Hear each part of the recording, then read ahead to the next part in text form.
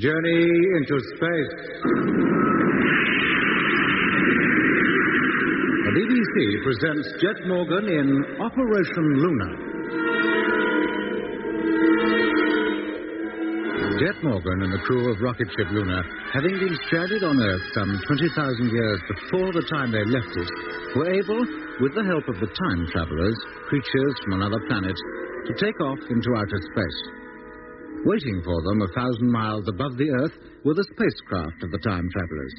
By some means unknown to Jet, the strange ships were able to increase the speed of Luna to such an extent that all the crew lost consciousness, only to awake a few minutes later to find themselves hurtling through space at a tremendous speed on a circular journey through the universe and through time.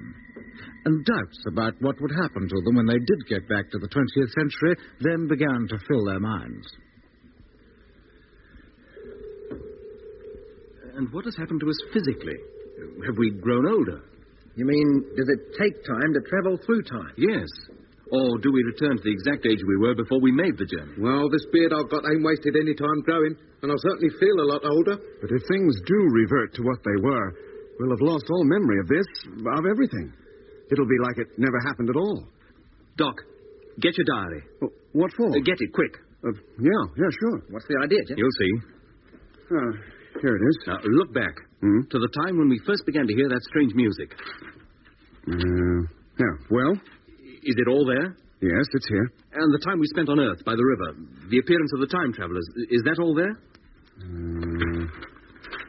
Yes, every word. Then start writing again.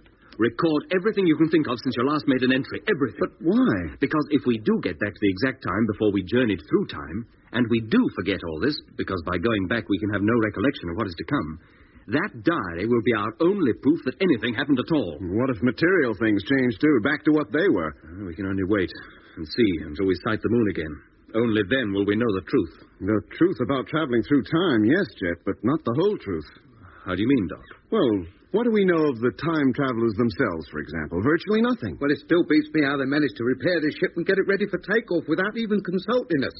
I can't begin to make out how they do half the things they do. I expect the forest creatures would think much the same about us, if they could think. But that's different. Them forest creatures were men like ourselves, but the time travelers didn't seem to be. They look more like animals. Biologically speaking, man is an animal, too, but a very advanced one. It's the size of his brain that makes him superior. Well, them time travelers didn't seem to have extra big heads that I noticed. Well, the way you ran when you saw one, I wonder you had time to notice he had a head at all. There's no need to get personal about it. Come to think of it, their heads were rather large. They probably do have fairly big brains. What, you mean every clever man is a big head? Not necessarily, Lemmy. Quality is just as important as quantity. A race of men, or animals with large brains that are also of high quality, could do remarkable things. Well, now, let's face it. They were a large type of animal and much bigger than us. 12 feet high, at least. 12 feet? Well, that's a bit of an exaggeration, Mitch, I must say. Well, how tall would you say they were, then? Well, 9 feet, certainly no more. 12 feet. Did you agree they were that tall, Doc? I wouldn't have said they were more than 7 feet at the most. Now, what kind of brains have we got? We can't even size them up. Well, we couldn't run them over with a tape measure, could we? The shock and surprise of seeing them seems to have upset our judgment. But if we can all differ so much about their size, how clear are we about what they look like? Well, in spite of what Dr. Mitch said about his nibs having a monkey face, he didn't look like a monkey to me when he showed himself on the screen. What did he look like to you, then? Well, he had a face more like one of them fruit-eating bats that you get in India. I don't think you'd have said that if you'd have stayed long enough to see him. Why not? Well, because on the screen he appeared in black and white. When we saw him in that sphere, we saw him in full color. And his face was bright blue and purply red, just like a mandrill. Well, he looked like a bat to me. And what about this armadillo business? Well, it was his skin that reminded me of an armadillo. It was more like a bony armor. Just his skin? He wasn't shaped like one? Well, how could he be? He stood up on 2 legs and had long arms. But he looked more like an animal than a man. Yes. That's the trouble with us human beings. We think any other form of civilization anywhere in the universe must be produced by creatures like ourselves. We won't grant it could be different. Well, how different could it be? Oh, very different. Man's pattern of civilization could be only one of many variants. Well, I don't see how. Well, just consider man's history. First, he's little more than an animal, like those forest creatures. But even so, I wouldn't mind betting that if you could look thoroughly into their way of life, it would consist principally of 2 things. What? Well, a practical approach to the necessities of living, like the manufacture of tools and weapons. Isn't the other?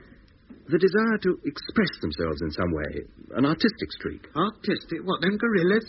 I bet that even now, back there on the Earth some 20,000 years ago, there's at least one man in every family who spends a good deal of his time carving or drawing the world he sees about him. Or if he doesn't do that, he's busy wasting his time banging a hollow log with a couple of bones for drumsticks. And he's probably better at that than he is at planning his tomorrow. You mean that man is essentially an artistic creature? He always has been. He'll paint, draw, sing, and dance because he can't help it. He'll build a house or make a spear because he has to, or die. Oh, I don't see the point of all this. What are you getting at? Just this. Supposing man, instead of developing his artistic trend first, had developed his scientific one. Yeah. Supposing all the scientific knowledge man has now had been known to the Greeks or the ancient Egyptians, and that over the centuries since, his store of knowledge had grown proportionately. Well? Well, where would he be today? I hate to think. Well, where would he be? Probably where the time travelers are now, or a long way towards it. Eh? You mean that's how the time travelers have got where they are? By developing along purely scientific lines? Why not? You mean they have no arts, literature, sculpture, music? He'd never heard of music. He didn't even know what it was. Yeah, but that underground city, it was beautiful. What was beautiful about it? Well, the flowers, for one thing. That was nature, not the time travelers. They're not responsible for flowers. What, you mean they could have them flowers all growing there and not appreciate them? All the wonderful bright colours? Who knows if they can even see colour? They may live in a completely grey world, like a dog. All right. But how about the way the city was laid out? Those spheres and the domes above the ground. Perfectly symmetrical and beautiful because of it. Yes, to our eyes. But they could mean no more to the time travelers than, well, a technical efficiency. There is beauty of a kind in a triangle, in a circle, in an ellipse, but none of these things expresses anything. They don't arise from an emotion any more than a mathematical equation does. A plus B equals C. It's an expression of a truth, that's all. Well, then, what about their kindness, their generosity, their willingness to help us? A tree bears its fruit. You eat it and are grateful. If you were a savage, you might thank the tree and give it something in return. But it doesn't mean the tree is kind or generous. It does it because it can't help it. What do they do for fun, for relaxation? If they have any form of amusement, I saw no sign of it. Maybe we're their idea of fun. Maybe they get their relaxation by knocking people like us from one century to another and back again. I shouldn't think that would amuse them. I doubt if they've any sense of humour at all. Well, if what you say is true, Jet, we must appear very backward, primitive people to the time travelers. Oh, I'm sure we do. And yet they were willing to take us with them to Venus. Yeah, I think it was more in self-defense than from any kindness towards us. By venturing out into space, by conquering the moon, man may threaten the voice and his kind again. But he's not on the moon. He said he was going to Venus. If man can get to the moon, he'll get to Venus. Still, I wonder what it would have been like if we had gone with them. Dull. Very dull, I should think. Their world would be orderly, clean, efficient, with no worries, no empty stomachs, no heartache, no emotions. Only a pure scientific efficiency until the end of your days. No. Not the life for an inquisitive do-or-die being like man. Well, I wonder if we shall see the time travelers again. When do you mean, now or in the future? Oh, I mean now, before we reach the moon. Well, I hope so. Otherwise, how shall we know what to do when we get there? One thing's certain. We can't land. We haven't the fuel. Well, what do we do then? Fly straight past and say hello and so long to the man in the moon as we go by? If we pass close enough and at the right speed, it would be impossible to go past it. The moon's gravitation will pull us into an orbit round it. And what happens then? Unless we do something about it, we keep going round it. Forever. Hey? But don't you think the voice will even call us up to see if we're all right? I doubt it. Yeah, I could kick myself when I think of all the things I could have asked him and didn't. Well, the most important thing of all we did ask... Yeah, what was that? To get back to our own time. Yes, but asking for it doesn't mean we've got it. We're still out in space. There's no sign of the sun or the Earth, let alone the moon. And we can still remember where we've been and what's happened to us. I'm not so sure it did happen. The old thing's already beginning to seem like a dream to me, and a bad dream at that. Yes, Lemmy, we'll probably all wake up soon and find out it was. Yes, that's what I'm scared of. Huh? That's why you must get to work on that diary, Doc. Write down everything you can remember before you lose it. Yeah, sure. Meanwhile, Mitch and I'll keep Televiewer watch. If the time travelers have done right by us, it shouldn't be long before we sight the solar system on the screen. And we'll have worries enough to keep us occupied then, believe me.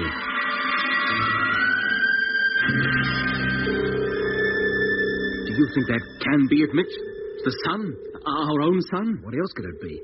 It's been getting bigger all the time. Yeah, but not big enough for us to see its planets yet, if it has any. Well, the rate we're traveling, it won't be long before we do see them. Supposing we don't slow up. Supposing we do go shooting right past. Or supposing we haven't arrived back at the right time. What are you two trying to do? Cheer me up or something? If that is our sun, the Earth will be revolving around it. And it'll have cities on it. Towns, ships, houses, men. Not prehistoric men, but men of our own time. Men and women who look like us and think like us. Yeah, and down in Australia, there's a radio operator waiting for me to call him up and tell him that Luna has left the moon and is on her way back to Earth. We've already done that. The last message we sent was to tell them we were going to circle the moon. You don't think they could hear us from here, do you? I doubt it, Lemmy. Even if they could, it would take some minutes before you got a reply. Well, I can wait. But supposing I do get them, what do I tell them? That we're outside the solar system altogether? Now, that would be something. Yeah, give them a bit of a shock, wouldn't it? Give me a bit of a shock if we got a reply. Well, shall I try it, Jeff? Yes, if you like, but I don't think there's the slightest chance of their hearing us from this distance. It'd prove a thing or two if they did. What in particular? Hello? Well, that we must have already travelled through time, and the memory of what we've been through is going to stay with us. Hello. Come in, please. I'll give them 15 minutes to reply. And if they haven't by then, well... Oh, no, listen. They're here again. It's his lips. Either him or his ships. Watch the teleview, Mitch. See if we can locate them. Yeah, right.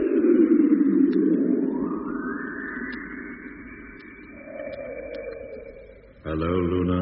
No, wait. Where did that come from? From the radio. Let's get over there, quick. Hello? Hello? Luna calling? I know. Where have you been? Eh? We've been waiting for you.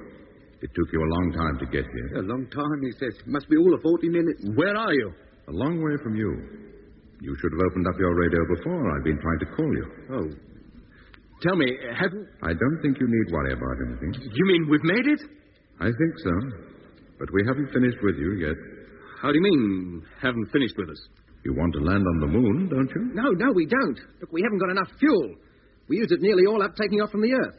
Then I will have to arrange things a little differently. Well, how? You had better all get on your couches and strap yourselves in. What are you going to do?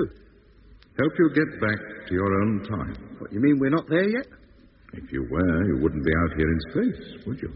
No, I don't suppose we would. Do as he says. Get on your bunks. Right, okay. Hey, Doc. Yeah, Did you hear that?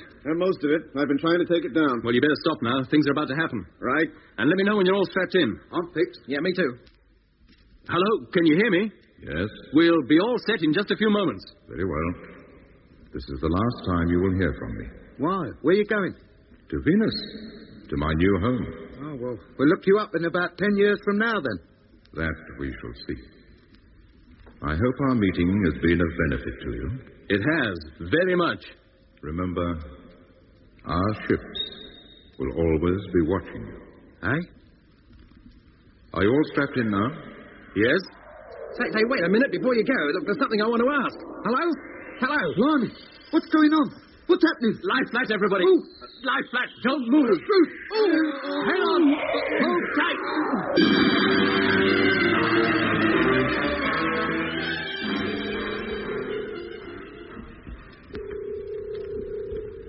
Well, don't look any different from the other side, does it? Craters, mountains, plains, just the same. Didn't expect it to be all that different. Hey, Jet, come over here. Look at this. What? Look, directly below us now. It's the biggest crater I've ever seen. About twice the size of Copernicus. Yes, I can see it. But it's crammed full of little craters, tiny ones in regular lines. Yes. There's a tendency for craters on the Earth side to form lines of a sort. Here, Jet, you know something? No, Lemmy, what? I've got that weird feeling that I've done all this before. Strange you should say that, Lemmy. So have I.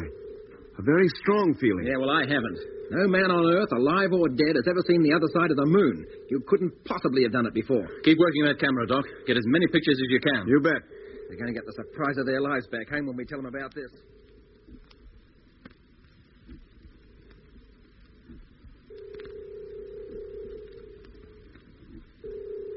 Well, nearly completed the circuit now. Soon our nose will be pointing to Earth again. You better stand by to cut in the motor. Yeah, right. And let me know when you're all set.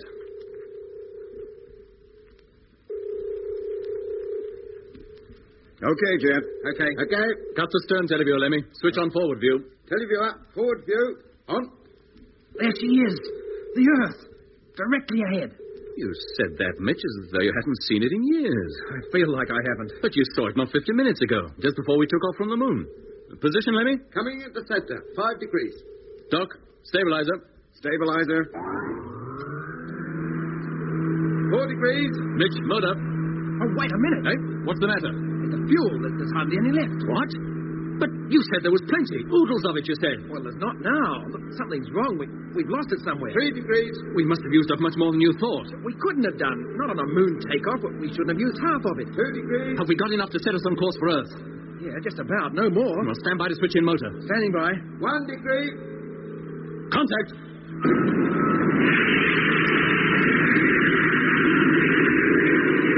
3,300, 350, 360,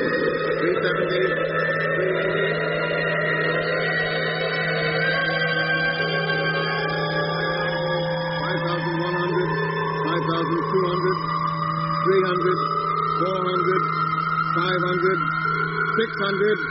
Cut the motor. Earth, dead center. Course correct. Cut the stabilizer, Doc. Stabilizer cut.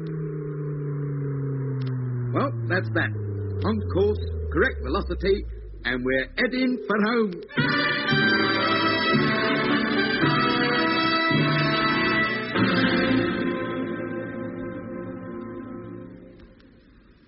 All right, Lemmy. Call up base and let me know when you get them. Right. You better check the fuel gauges, Mitch. Make sure the fault isn't with them. You're too right, I will. Not an hour ago, when we took off from the moon, they registered half full. Now they're all but empty. Well, you better check them carefully. We may need a burst or two from the motor when we land on Earth. Yeah, right. Hello. Luna calling. Calling Wonga Walla, Australia. Come in, please. Hello, Luna. Wonga Walla, Australia calling. Oh, got him, Jet. Thanks, Lemmy. Hello, Earth. Jet Morgan calling. Hearing you loud and clear. We've completed our circuit round the moon, have taken numerous photographs, and are now heading back to Earth. Velocity is 5,500, and you can expect us to be within landing distance in 4.5 days from now. Thank you, Luna. What does the other side of the moon look like? Much the same as this side. Except there's a crater there, a large crater, much bigger than anything you can see on this side. It's colossal. That all? No green-eyed monsters or anything? No green-eyed monsters. Look, we have to make our routine check now. And we'll all be pretty busy for a bit. We'll call you again in 2 hours. Right. And while you're coasting back to Earth, you'd better get all the sleep you can. What for? You're certainly going to get a big reception when you get here. I think every Prime Minister in the Commonwealth is flying out to Wonga Walla to meet you when you land. Oh, blimey. All right, Control. We'll call you again later. Okay, Luna. I'll be listening out. I can't understand it, Jet. What's that, Mitch? Those gauges are right. The fuel tanks are empty. Well, as empty as makes no difference. But they can't be. We carried enough reserve for an emergency, and we haven't had need to use any of it. Well, they're empty just the same. It's a wonder we got off the moon at all. You know, if I'd known we got so little, we wouldn't have gone round the other side, I can tell you that. There's something I can't understand, Jet. What's your trouble, Doc? Oh, the oxygen. What about it? Oh, when we took off just now, the gauges registered enough for 5 days. Now they register hardly enough for 4.5. What is going on? We couldn't have used up half a day's supply in less than an hour. Well, we have, somehow, somewhere. That 14-day wait on the moon must have had a more serious effect than we thought. But that's ridiculous. How could it? Search me. We'll search the whole ship. If fuel and oxygen can disappear just like that, other things can too. Now, get started. Check everything. Food, batteries, the lot. Okay. But where does this food, if it is food, come from? This isn't anything like the stuff we brought with us. It seems to have undergone a complete chemical change. And the fruit juice and cold tea has changed to water. I don't like this. Now you're talking sense. How could it possibly happen? Well, you said that out in space we'd make new and startling discoveries. Well, we've made them. Fuel and oxygen evaporate and food turns into something else. Do you think this is any good to eat? Only one way to find out. Well, Doc? Not bad. Rather sweet, like honey, but with the texture of bread. I don't think this can do us any harm. Better not. It's all we've got to live on for the next 4 days. Is there anything that's happened since we left Earth that could account for all this? Oh, heaven knows. Well, the least we can do is think back and see. I'll bet it's that strange music we've been hearing. How could that account for it? Well, it said that thunder can curdle milk. Maybe that music can curdle our grub or change it some other way. Get out your diary, Doc. Let's check up on a few things. Okay, just a minute. I don't see how Doc's diary is going to help. It might. It's worth trying anyway. Here you are. Good. Look up the first time Lemmy heard that music. That was not long after we took off, when the radio packed in, wasn't it? That's right, Doc. And we heard it again just before we were about to land on the moon. At least Lemmy did, over his intercom. Then we managed to contact base. We told them we'd been stranded on the moon throughout the lunar night, but that everything was now working again. We were about to take off, but would circle the other side of the moon before returning to Earth. Which we are now doing. It's all very strange, isn't it? How are we ever going to account for that music, the appearance of that saucer-shaped ship, or anything else? They'll never believe a word of it back home. Not even when they see what happened to our grub? Hey, wait a minute. What's up, Doc? Well, there's stacks more of this diary. Pages of it. What? Yeah. Look, it should end here, but it doesn't. It goes on. Yeah, but how could it? You haven't had time to write any more. Well, then what's this? They're not blank pages, are they? And is that my handwriting or isn't it? It certainly looks like it. But, Jed, I don't remember right... Hey, wait a minute. What is it? I don't know yet. Listen to this. November the 20th, 1965. Earth time. November 20th? That's today. It is now more than 2 hours since we left the moon and found ourselves in these new and frightening circumstances. How we got here, what really caused it, we shall never know. The fact is, we are somewhere within the galaxy of which our sun is a member. We are adrift in space, maybe destined to wander around the universe forever, helplessly, hopelessly.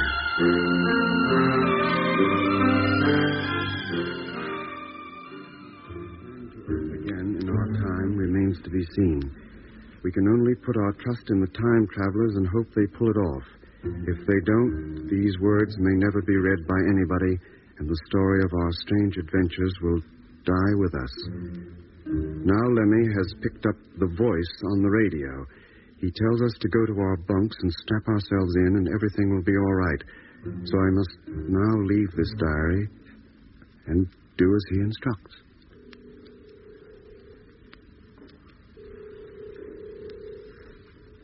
Do any of you remember anything about what Doc has just read? Well, not me, Jeff. Nor me, but I did have a feeling we'd been round the other side of the moon before. I had the same feeling, Lemmy, but as for what's in this diary, it's all new to me. Yes, but it seems that's why I told you to write it all down in case we did forget it. Yeah. That could account for the fuel and oxygen shortage. And the food being all different. But are they going to believe all this back on Earth? I can hardly believe it myself. Well, I either think we're plumb crazy or we cooked the whole thing up as a practical joke. Blimey, wait a minute. What is it, Lemmy? Where are you going? You'll see. He's turning out the locker, the one with the specimens of the moon rock and soil in it. Lemmy, what are you doing? Leave all that stuff alone. Got it. Got what? This. It was still there, where Doc's diary said we put it, in the locker. What is it? It's the knife. The prehistoric stone knife that Jet found outside the ship. Good heavens, then it must be true. Every word of it. We could never have picked up a thing like this on the moon. Yeah, but we could have brought it with us from Earth to substantiate our story. Well, Doc could anyway. Hey, wait a minute. Are you accusing me of fixing the whole thing up, Mitch? You brought the diary, didn't you? You could have brought the knife, too. Newspapers would pay a lot of money for this story back home. Now, look, wait a minute, you two. Let's not start arguing. The whole thing is absolutely fantastic, but I don't think anybody's trying to pull anything. Well, and how can you explain it? I don't know. Strange things have happened to all of us in the 3 weeks since we left Earth. Yeah, you tried telling Earth about them. See what they have to say about it. I'm going to call up control. To be laughed at? No, to tell them we're short of fuel and may have difficulty landing. Oh.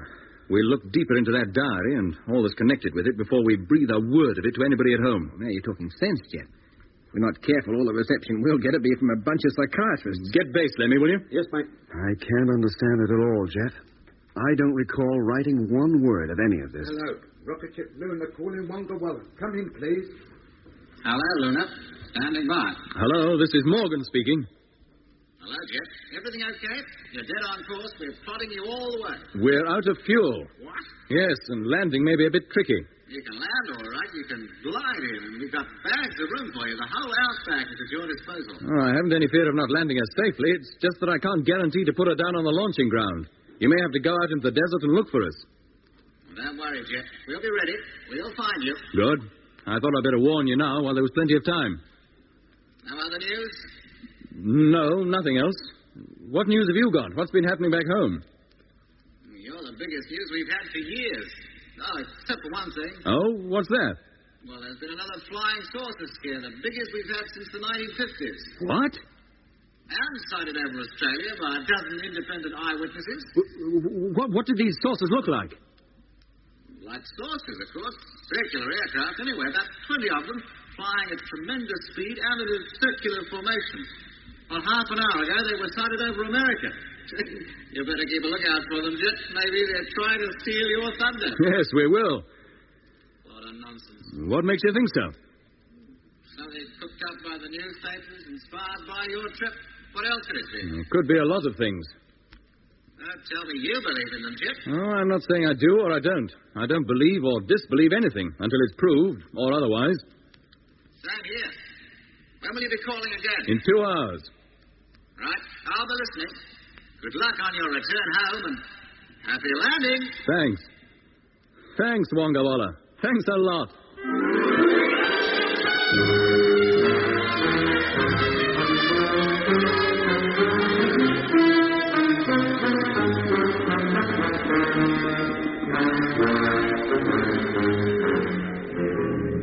You've been listening to the final episode of Journey into Space with Andrew Foles as Jet Morgan, Alfie Bass as Lemmy, Guy Kingsley Pointer as Doc, and David Williams as Mitch. The part of the time traveller was played by Derek Guyler, and other parts were played by David Jacobs. The orchestra was conducted by Van Phillips, who also composed the music.